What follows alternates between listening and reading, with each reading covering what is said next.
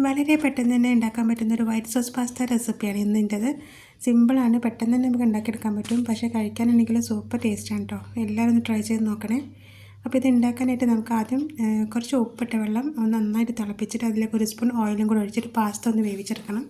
പെട്ടെന്ന് തന്നെ വെന്ത് കിട്ടും കേട്ടോ. പാസ്ത ഒരു 10-15 മിനിറ്റ് ആകുമ്പോഴേക്കും തന്നെ വെന്ത് കിട്ടും. പാസ്ത വെന്ത് കഴിഞ്ഞാൽ നമുക്കതിൻ്റെ വെള്ളമൊക്കെ ഒന്ന് പോകാൻ വേണ്ടിയിട്ട് നമുക്കതൊരു ഊറ്റുപാത്രത്തിലേക്ക് ഇട്ടിട്ടൊന്ന് ഊറ്റിയെടുക്കാം.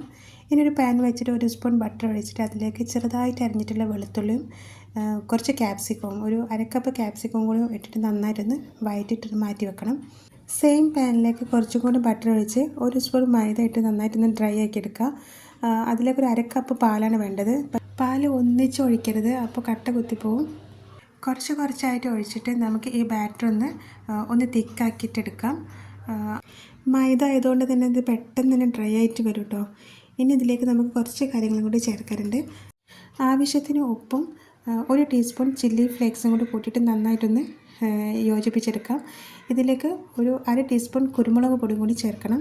എന്നിട്ട് ഇതെല്ലാം കൂടി നന്നായിട്ടൊന്ന് മിക്സ് ചെയ്തതിന് ശേഷം നമ്മൾ ആദ്യം എടുത്ത് വെച്ചിട്ടുള്ള ക്യാപ്സിക്കത്തിൻ്റെ കൂട്ടും കൂടി ഇതിലേക്ക് ഇട്ടിട്ട് മിക്സ് ചെയ്യുക. ഇനി ഇതിലേക്ക് നമ്മൾ വേവിച്ച് വെച്ച പാസ്ത കൂടി ഇടുക.